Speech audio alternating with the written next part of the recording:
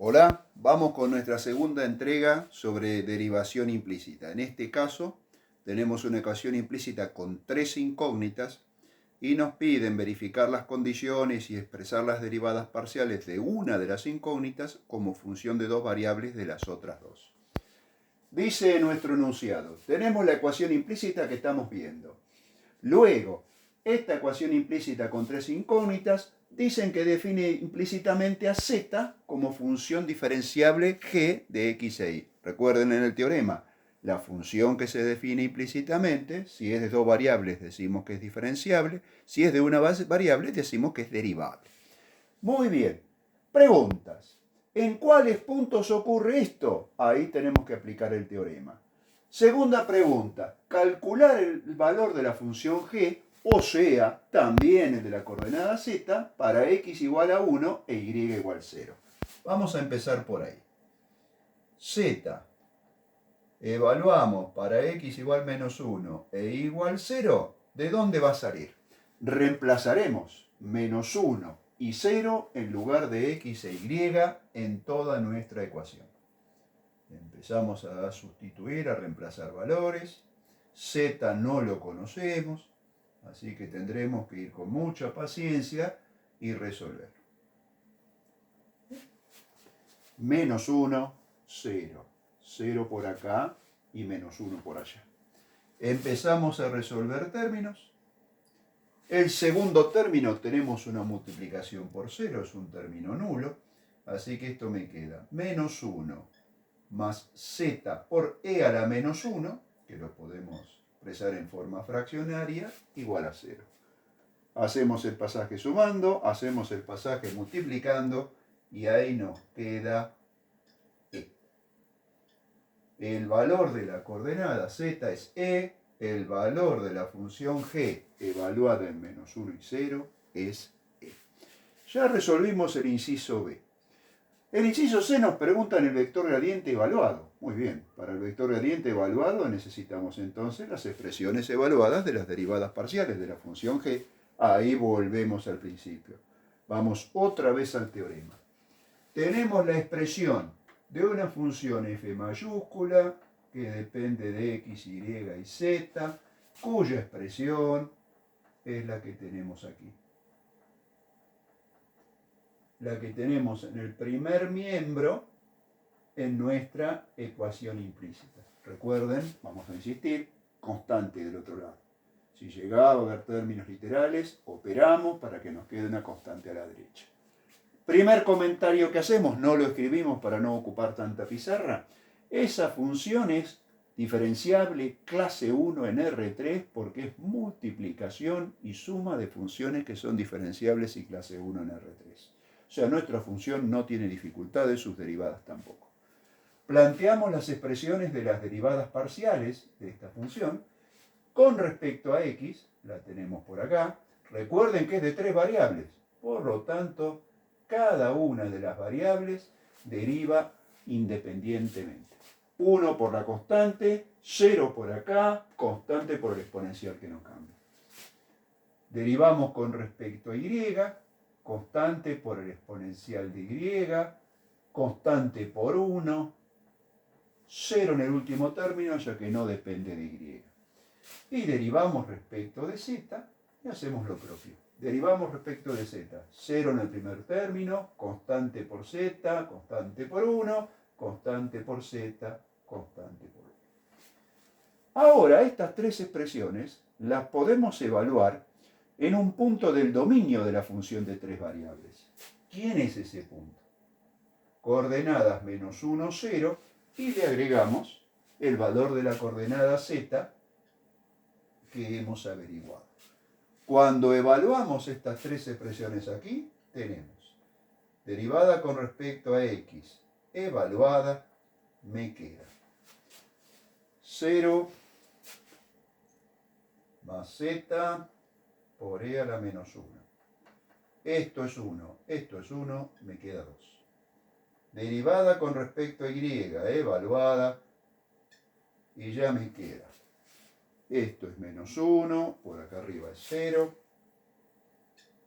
más z que es e.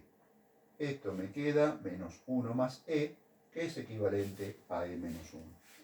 Y derivada con respecto a z evaluada, también me queda y, que para este punto es 0, lo omitimos, más e elevado a la x, e a la menos 1. Cuidado, aquí es e a la menos 1 y aquí es la resta e menos 1. Ya tenemos las tres derivadas de la función de tres variables planteada. ¿Qué nos falta?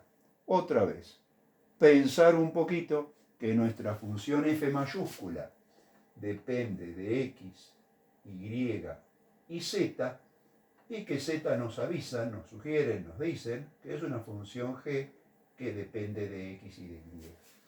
O sea, vamos a tener que derivar con respecto a x siguiendo dos cadenas y con respecto a y siguiendo dos cadenas. Muy bien, derivamos con respecto a x.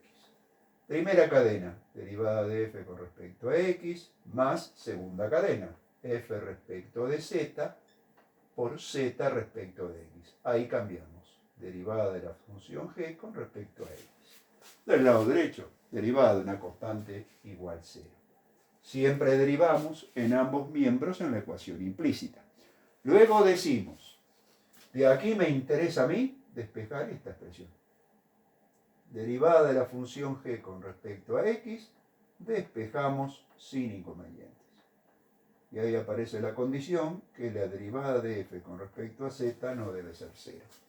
La derivada de f con respecto a z no es 0, así que no hay inconveniente en plantear la derivada de la función de dos variables g con respecto a x. Algo similar ocurre cuando derivamos con respecto a y. Primera cadena, derivamos con respecto a y, segunda cadena. Derivamos f respecto de z por g respecto de y. Del lado derecho, derivada de 0 respecto de y, 0. Muy bien, g respecto de y, despejamos y la condición sigue siendo la misma. Por lo tanto, las dos expresiones de las derivadas parciales existen, se verifican todas las condiciones del teorema, podemos decir, esta ecuación implícita sí permite definir a z como una función diferenciable de dos variables x e y. Para terminar, lo único que nos queda es evaluar. Vamos a borrar un poquito por acá y empezamos entonces.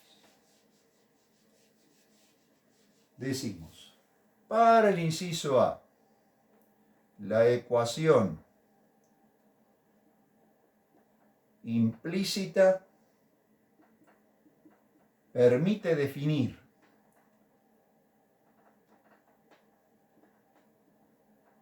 z como función de x e y con la condición de que la derivada con respecto a z no sea 0. Esta no debe ser 0. Para cualquier punto. Derivada parcial de la función f mayúscula con respecto a z que la tenemos planteada aquí, no debe ser 0. Ya contestamos la primera. Ahora el gradiente. Para el gradiente planteamos las expresiones de las derivadas parciales de la función g evaluadas. Fíjense, el opuesto de la derivada de f con respecto a x, o sea, el opuesto de 2 en el numerador, derivada de f con respecto a z evaluada en el denominador.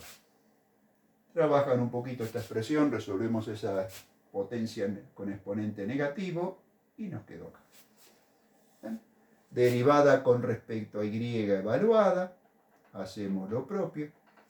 En el numerador, el opuesto de la derivada de f con respecto a y, el opuesto de e menos 1, sobre la derivada con respecto a z evaluada.